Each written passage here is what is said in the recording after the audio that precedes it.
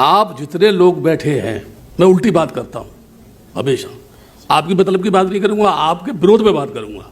और मैं क्या कह रहा हूं आपसे, आप सब जिंदा हैं या मरे हुए हैं? आप मुझे ये बताओ, सब जितने यहां बैठे हुए हैं, एक प्रश्न है मेरा, तुम जिंदा हो या मरे हुए हो? बोलो, जिंदा हो ना?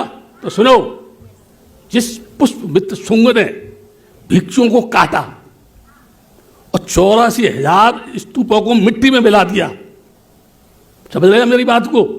साकेत में उसी पुष्प मित्र का मंदिर बना दिया, तो तुम जिंदा हो कि मरे हुए हो? सब मरे हुए हो। अगर तुमने आवाज उठाई होती तो उस धरती पर जहां मृणाल माता, जो उसका पियर था, प्रसेनजीत की बीबी थी, अश्वघोष वहां का कवि था, बौद्धों का बहुत बड़ा सेंटर था, उसकी छाती पर कील ठोक दी और लोग कहते हैं इस देश में हम भगवा लहराएंगे। बोलो, आप मरे हैं कि जिंदा है? जिंदा नहीं है। एक डॉक्टर अंबेडकर ने पूरे देश को हिला दिया, और उसके बाद तुम जितने भी हो, जितने बैठे हैं यहां, सब कायर हो, बुज़दिल हो, निकम्मे हो, डॉक्टर अंबेडकर के आदर्शों के हत्यारे हो। अगर बुरा लगे तो मुझसे कहना, आप ऐसा मत बोलो, मैं ऐसा ही बोलता हूं, ठीक है? आप कहेंगे क्यों? ये दीक्षा भूमि जहां उन्होंने बौद्ध धर्म स्वीकार किया, समझने की चीज है, दिमाग से समझना मेरी बात को। उन्होंने क्या कहा? मैं आपको वो धम्म दे रहा हूं जिसने विश्व के मानव समाज को मानव से जोड़ा। अब जितने भी या किसी अन्य धर्म के भी बैठे हों, उनसे मैं अगर पूछता हूं, इस दुनिया में अगर आदमी नहीं रहेगा तो तुम्हारे मर्यादा की कौन पूजा करेगा? जब आदमी नहीं रहेगा तो मंदिर में कौन जाएगा? जब आदमी नहीं रहेगा तो उनको कौन पूजेगा? इंसान की छाती पर हत्या करके उसके ऊपर कल्पना का महल खड़ा करना, आज तक इस देश का कोई भी आदमी मेरे प्रश्नों का उत्तर नहीं दे पाया। कितने हमारे देश में भगवान है, हमारे देश में कितने देवता हैं, ये भूखा और नंगा है। क्यों? मुझे सरकार जवाब दे, मुझे लोग जवाब दे, मुझे मनीषी जवाब दे, ऐसा क्यों है? यह देश भूखा क्यों है? दूसरों से भीख क्यों मांग रहा है? जिसने बुद्ध के दर्शन को संसार में लोगों को बताया, मानव को मानव से प्यार होना चाहिए। अगर मानव से प्यार नहीं करेगा तो नफरत की दीवार खड़ी करेगा, आदमी को आदमी से लड़ाएगा, आदमी की आदमी से हत्या कराएगा, आदमी की मानवता खत्म करेगा, उसकी एकता को खंडित करेगा, उसे मानसिक गुलाम बनाएगा। तुम जितने यहां बैठे हो, तुम मानसिक रूप से स्वतंत्र हो, गुलाम हो? बोलो, जितने बैठे हुए, जवाब दो मेरी बात का, बोलो। मैं जितने भी यहां बैठे हैं, पढ़े लिखे, वेल एजुकेटेड, सब मानसिक गुलाम है, एक भी स्वतंत्र नहीं है। तुमने कभी अपने आप को जाना कि तुम कौन हो, क्यों पैदा हुए? तृष्णा लाओ, मकान लाओ, कार लाओ, बंगला लाओ, है ना, लाओ दो। भूख इतनी बढ़ गई है कि वो शांत होने का नाम ही नहीं ले रही। क्या कहा? जीते जी बड़े बड़े शहंशाह मर गए धरती पर, उनकी भूख भी खत्म नहीं हुई। हुई क्या? बड़े बड़े सूफी संत फकीर इसी मिट्टी में मिल गए, उनकी भी मनोकामना पूरी नहीं हुई। तलवार के बूते पर आप इंसान को भयभीत तो कर सकते हैं, लेकिन उसे अपना हितैषी नहीं बना सकते हैं। क्यों नहीं बना सकते हैं? डर रहा है वो आदमी। आज देश का प्रत्येक आदमी मौत से डरता है। हे भगवान, मेरे को बचाना। भगवान के पास क्या माँ जुडिशियल की हाई कोर्ट है क्या? क्या माँ कोई इस तरह का फॉर्मूला है जहां तुम बच जाओगे? क्या मरोगे नहीं? कौन ऐसा आदमी है जो मरेगा नहीं? मैं भी मरूंगा। अरे जब तुम मरोगे, जितना भी एकत्र कर लो, सब यही तरह रह जाएगा। नंगे आए थे, नंगा ही तुमको फूंक दिया जाएगा। गलत कह रहा हूं क्या? जितनी भी महिलाएं जब बैठी हुई हैं,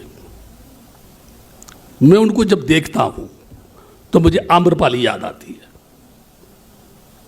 इस बात पर भी ध्यान देना, आम्रपाली जिसके ऊपर बड़े बड़े राजा महाराजा अपने हार तक निछावर कर देते थे, और उस आम्रपाली के रूप को हासिल करने के लिए अजातशत्रु ने पूरी वैशाली को रोक डाला। ये रूप की लड़ाई है, हुस्न को हासिल करने की लड़ाई है। ये मन में जो कामना है वो नारी की यानी अस्मत को मिट्टी में मिलाना चाहता है। ए भारत माँ की नाम लेने वाले लोगों, भारत माँ की छाती पर उसकी संतान को तो नंगा सड़कों पर खींच रहे हो। क्या उसको रोना नहीं आता होगा कि मेरी संतान का क्या हाल है? आए दिन महिलाओं के साथ क्या होता है? कितने कानून बने, क्या महिलाओं को न्याय मिला? बोलो, सब जो कहते हैं महिलाओं को फंडामेंटल राइट। अगर डॉक्टर अंबेडकर ने संविधान बनाकर नारी को समानता नहीं दी होती तो इंदिरा गांधी क्या, ये मुर्मू द्रौपदी क्या, ये कहीं दूसरी जगह पर यानी आराधना कर रही होती, घंटी बजा रही होती। उस संविधान ने उनको वहां से उठा के, आदिवासी जगह से उठा के, झोपड़पट्टी से उठाकर इस देश का राष्ट्रपति बना दिया। उस संविधान ने बनाया। इसलिए मैंने उनको बोला, तुम्हारी ये ड्यूटी है, तुम नजर रखो सरकार के ऊपर, ये इस देश को कहां ले जा रहे हैं, कौन सी जगह जाएंगे? अब बताओ मेरे को। ये सोने की चिड़िया था। बड़े बड़े लोग करोड़ों रुपया इस देश को दान देते हैं। मैं बुद्ध गया मैनेजमेंट कमेटी में मैंने देखा है, करोड़ों रुपया दान आता है। ये कहां जा रहा है? बोधि धम्म दक्षिण भारत में पैदा हुआ, जो झेड़ का फाउंडर है, ये जूड़े कराटे का फाउंडर है, वो उसने चाइना में जाके बुद्धिज्म स्थापित किया और करीब जिस भारत को उखाड़ के उसने फेंक दिया। अकेला भिक्षु था ना, कोई और था। वो भिक्षु पहाड़ों को, समुद्रों को पार करके कहां बामियान की गुफाएं हैं, कहां अफगानिस्तान है, कहां ईरान इराक है, जहां बुद्ध पहुंचा। कौन लेके गया? बुद्ध की प्रज्ञा लेके गई, बुद्ध का दर्शन लेके गया, बुद्ध की फिलॉसफी लेके गई, बुद्ध की वो प्रज्ञा की ज्योति जो अंधकार में लोग भटके थे, उनकी आंखें खोल दी। सारे दुनिया में, सारी दुनिया की बात कर रहा हूं, यहां की नहीं बात कर रहा हूं, सारी दुनिया आज जिस अंगार पर खड़ी हुई है, अभी युद्ध हो रहा है ना, कितने बम चल रहे हैं, केवल बुद्ध ही इस हिंसा को खत्म करके आदमी को आदमी के अंदर प्यार जागृत कर सकता है। जिनमें जीतने की ख्वाहिश है, सम्राट अशोक ने जब कलिंग में तमाम लोगों को काट दिया तो वो बेचैन हो गया, उसको नींद नहीं आई।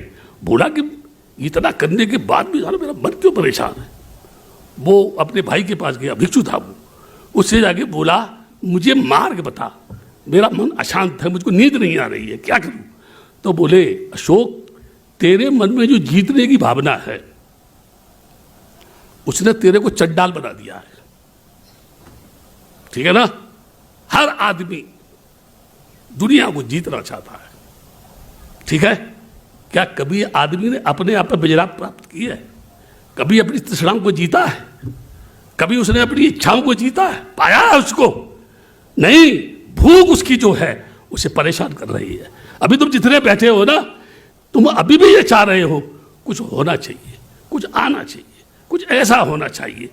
एक डॉक्टर अंबेडकर ने संविधान बनाया और इसी दीक्षा भूमि पर उन्होंने बुद्धिज्म स्वीकार किया, ठीक है?